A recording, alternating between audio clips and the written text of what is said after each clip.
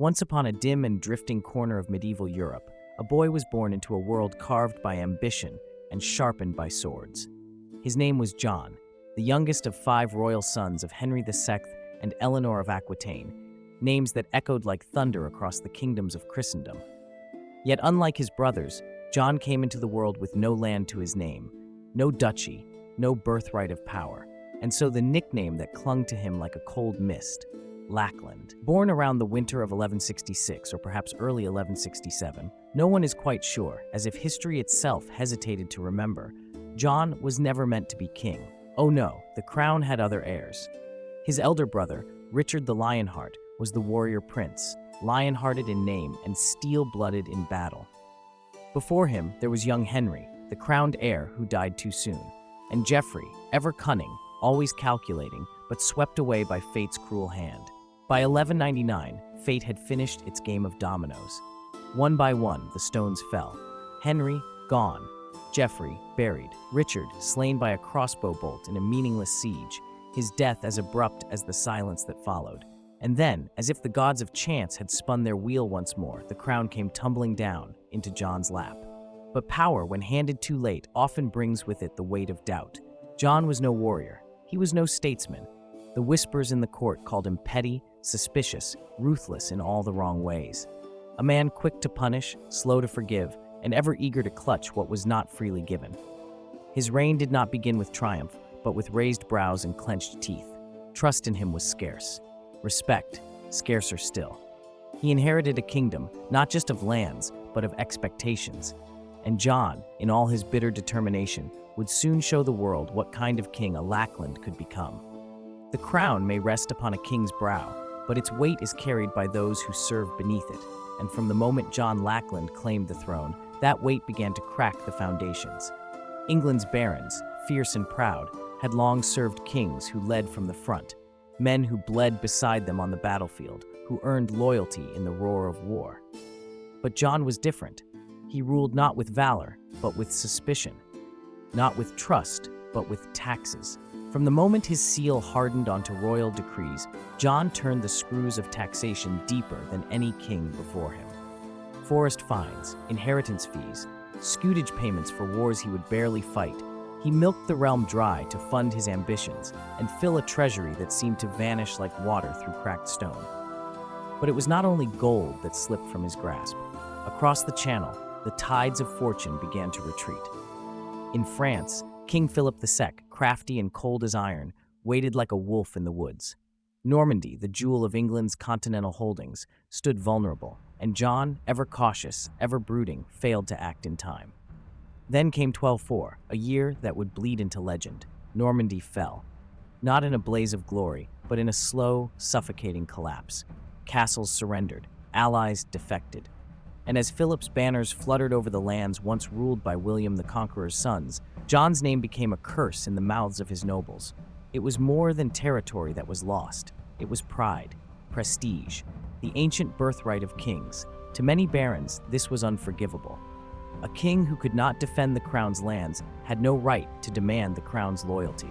The whispers grew louder in the halls and hearths of England, whispers of resistance, of revolt, of reckoning. John had crossed a line, and the storm was just beginning to gather. By the time the year 1215 carved its mark into the annals of England, the kingdom stood on the edge of a blade. Trust was gone, bled out through years of broken promises, vanished coin, and the suffocating grip of royal command. And the barons, once bound by oath and honor, now burned with the heat of quiet fury. They had endured the taxes, they had swallowed the losses in France. But kings, even cruel ones, are expected to shield their people. John, in his paranoia, had ruled not like a guardian but like a gaoler. And finally, the cage door snapped.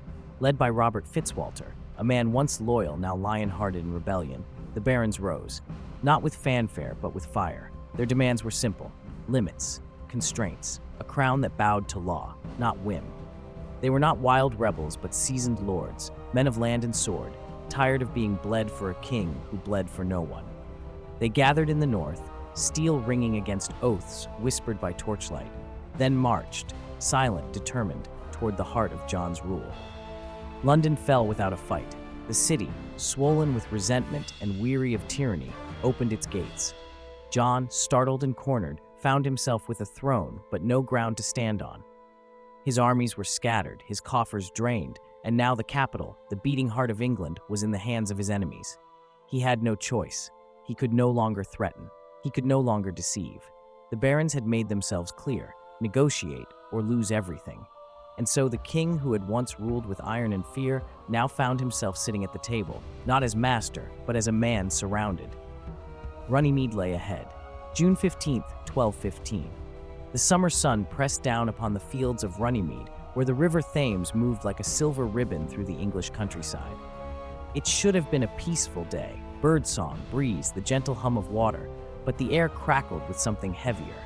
History, perhaps, or the weight of reckoning. There, beneath the wide sky, two worlds met, one crowned, the other armored. King John sat beneath his tent like a storm barely held in place.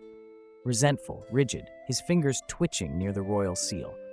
Before him stood the barons, a wall of steel-eyed defiance led by Robert Fitzwalter and others who once bent the knee but now clenched their fists. Between them lay a document, inked in Latin, crafted with care, the Great Charter. It was no peace offering. It was a warning carved into parchment. Within its clauses, thunderstruck, the king was no longer absolute. No man, not even one crowned by divine right, stood above the law. From now on, the sword of justice would be double-edged. No free man could be imprisoned without cause. No tax could be levied without counsel. Even the whims of royalty would be held to account. John did not sign it. No, kings do not sign. He sealed it. A waxen mark pressed hard like a growl in red, affixed not by pride but by pressure. And yet, in that reluctant gesture, a new idea was born, quiet as a breath, but mighty as a tempest yet to come. Though written to safeguard baronial rights, the Great Charter echoed beyond stone halls and velvet robes. Its spirit would cross oceans, topple tyrants, and inspire revolutions centuries later. Liberty, justice, rule of law. The words were not yet spoken in those terms, but their shadows danced across the parchment.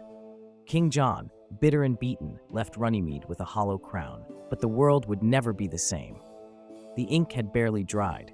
The king's seal still clung to the parchment like blood to a blade, and yet within weeks it was as if nothing had changed. John, humiliated and seething, had no intention of honoring the agreement. Behind closed doors, he appealed to his spiritual ally, Pope Innocent III, who thundered down a decree from Rome. The Great Charter was null, void, an affront to divine monarchy.